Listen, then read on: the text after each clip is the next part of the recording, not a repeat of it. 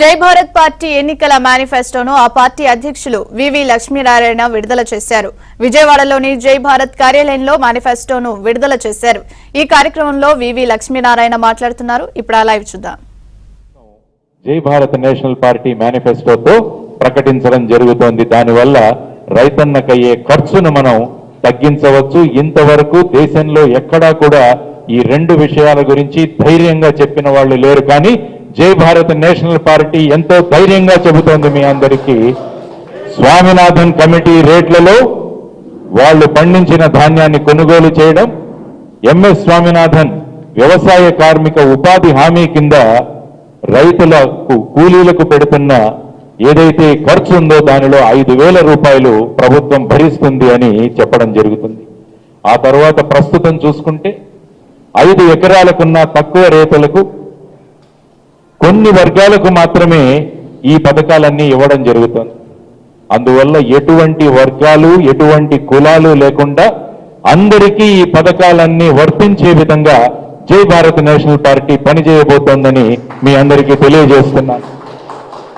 రైతులకు కులాలు ఉండవు, రైతులకు సామాజిక వర్గాలు ఉండవు. రైతు ఎప్పుడు సమాజం గురించి ఆలోచించే అటువంటి రైతుకి సామాజిక వర్గాల పేరుతో రైతులను విభజించుతూ జై భారత్ నేషనల్ పార్టీ రైతన్నంటే రైతన్నే. సో ఆ విధంగా ఈ ఏవైతే పథకాలు ఉన్నాయో ఈ పథకాలన్నీ కూడా ముఖ్యంగా కౌలు రైతులకు రుణాలు దొరకట్లేదు. అందువల్ల జై భారత్ నేషనల్ పార్టీ చెబుతున్నది ఏంటంటే కౌలు రైతులకు గుర్తింపు కార్డులు ఇవ్వబడతాయి. ఆ గుర్తింపు కార్డుల ద్వారా గ్రామ సభలలో తీసుకున్న నిర్ణయాల ద్వారా రైతులకు బ్యాంకుల్లో రుణాలు ఇచ్చే విధంగా జై భారత్ నేషనల్ పార్టీ ముందుకు వెళుతుంది. తర్వాత ఈ విధంగా వడ్డీ లేని రుణాలు ఇప్పించడం, ఆ తర్వాత మొట్టమొదటిసారిగా చట్టబద్ధ అధికారాలతో ఒక రైతు కమిషన్ ఏర్పాటు చేయడం జరుగుతుంది జై భారత్ నేషనల్ పార్టీ ద్వారా అన్నది మీ అందరికీ తెలియజేస్తున్నాను. విత్తన చట్టం తెస్తాము అని కేంద్ర ప్రభుత్వం గత 10 సంవత్సరాలుగా చెబుతోంది. కానీ విత్తన మ్యానుఫ్యాక్చరర్ల లాబీ ద్వారా దాన్ని తీసుకురావట్లేదు. కానీ జై భారత్ పార్టీ నేషనల్ పార్టీ ధైర్యంగా రాష్ట్ర స్థాయి ప్రత్యేక విత్తన చట్టం తీసుకొస్తామని కూడా మేనిఫెస్టోలో తెలియజేయడం జరిగింది. ఆ తర్వాత సాంప్రదాయ విత్తన బ్యాంకులు కూడా తయారు చేస్తాం. తర్వాత ప్రకృతి వైపరీత్యాలు వచ్చినప్పుడు రైతులు చాలా నష్టపోతున్నారు. వారికి ఎన్నో నెలలు పడుతోంది కాంపెన్సేషన్ ఇవ్వడానికి. అందువల్ల జై భారత్ నేషనల్ పార్టీ చెప్పినది ఏంటంటే రైతులకు ఎకరానికి 15,000 రూపాయలు 15 రోజుల్లో చెల్లిస్తుందని జై భారత్ నేషనల్ పార్టీ తెలియజేస్తుంది. వీటితో అనేక అంశాలు ఉన్నాయి.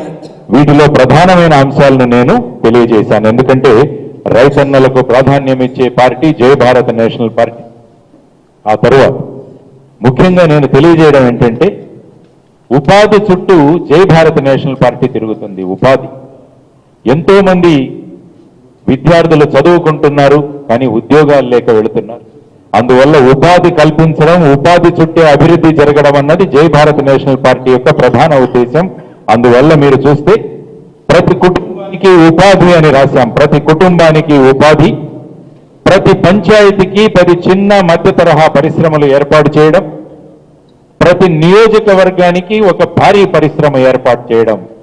ఇది జై భారత్ నేషనల్ పార్టీ ఉపాధి సందర్భంగా తీసుకుంటున్న ప్రధానమైన నిర్ణయాలు అని తెలియజేస్తున్నాను.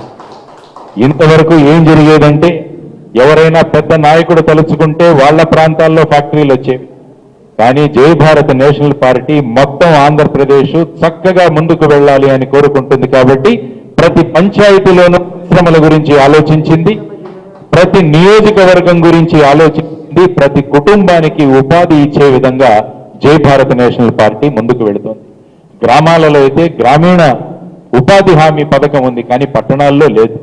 అందువల్ల మొట్టమొదటిసారిగా పట్టణ ఉపాధి హామీ పథకం కూడా అమలు చేస్తామని ధైర్యంగా జై భారత్ నేషనల్ పార్టీ తెలియజేస్తుంది. సంవత్సరంలో 100 రోజుల ఉపాధి పట్టణ ప్రాంతాల్లో ఇస్తామని తెలియజేస్తున్నాం. ఆ తరువాత జాబ్ నోటిఫికేషన్లు ఇస్తాము, జాబ్ క్యాలెండర్లు 1 జనవరి రిలీజ్ చేస్తామని చాలా మంది చెప్పారు. కానీ ఎక్కడ జాబ్ క్యాలెండర్